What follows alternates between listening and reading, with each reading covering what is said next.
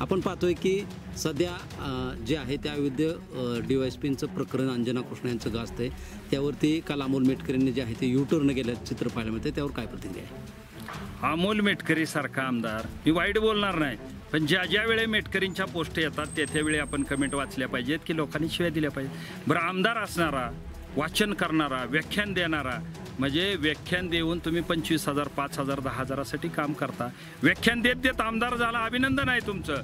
परंतु आम्हाला ह्या गोष्टीची लाज वाटते. तुम्ही महापुरुषाचे व्याख्यान देता, एका बाजूने तुम्ही ज्या सरकारमध्ये आहे ते सरकार लाडकी बहीण म्हणतं आणि त्याच ठिकाणी तुम्ही एखाद्या अधिकाऱ्याची जात विचारण्यासाठी पत्र देता, कागदपत्र विचारण्यासाठी पत्र देता. अरे तुम्हाला लाज वाटली पाहिजे, जनाची नाही मनाची लाज वाटली पाहिजे.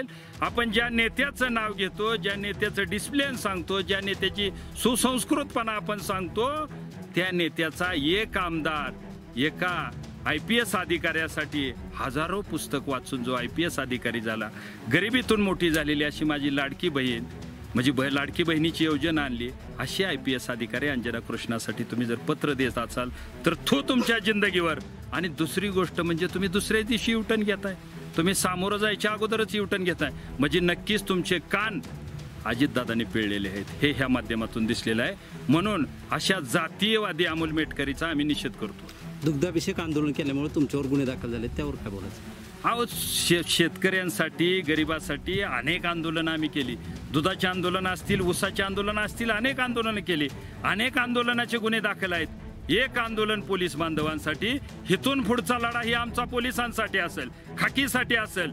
खाकी वर्दीवर हात टाकणाऱ्या, खाकी वर्दीवर आरोप करणाऱ्या साठी हा अतुल खुपशे म्हणून भाव त्या ठिकाणी उभा राहील. तुम्ही लाडकी बहीण योजना भाषणातून सांगता, पण एखादी IPS अधिकाऱ्यासमोर गुंडांचा थैथयाट चालू आहे, त्या ठिकाणी उपमुख्यमंत्र्याचा फोन येतो आणि आपल्या नेत्याला वाचवण्यासाठी जर राष्ट्रवादीची फौज एवढी पळापळी करत असाल तर अतुल खुपशे सारखा शेतकऱ्याचा एक पोरगा नाही, हजारो पोरं अंजना कृष्णाच्या पाठीमागे उभा राहतील. आणि एक लाडकी बहीण योजना तुमची असेल, पण एक लाडकी बहीण म्हणून अंजना प्रकाश या करमाळ्यात नसेल तर महाराष्ट्रभर तुम्हाला सांगतो दिसेल या माध्यमातून उतार.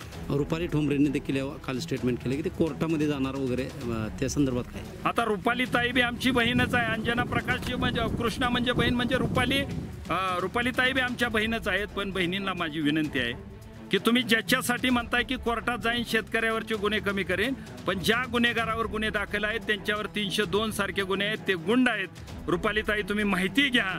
आणि रुपालीताईंनी शेतकऱ्यांसाठी, गुंडांसाठी लढलं, त्यांची बाजू घेतली, याच्याबद्दल राष्ट्रवादीच्या कार्यकर्त्याची बाजू घेतली, आम्हाला वाईट वाटण्याचं कारण नाही.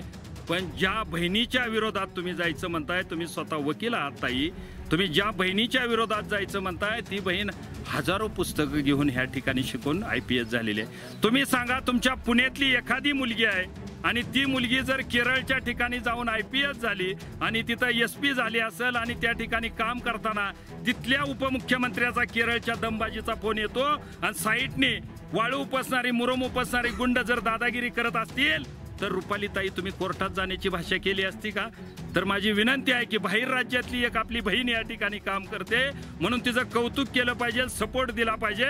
तर तुम्ही कोर्टात जाऊन त्यांचं मनोबल खच्चीकरण करत असाल तर अतुल खुपशे सारखी हजारो पोरं, हजारो बंधू, हजारो भाऊ अंजना कृष्णांचे असतील आणि ते त्यांच्या पाठीमागे उभा राहतील. तुमचा न्याय कोर्टात असेल तरी जनतेतल्या जनमतात आणि जनतेतल्या हृदयावर राज्य करणाऱ्या अंजना कृष्णांचा जनमतात न्याय झाला, हे आम्ही सोशल मीडियाच्या आणि इलेक्ट्रिक मीडियाच्या माध्यमातून पाहिलेलं आहे.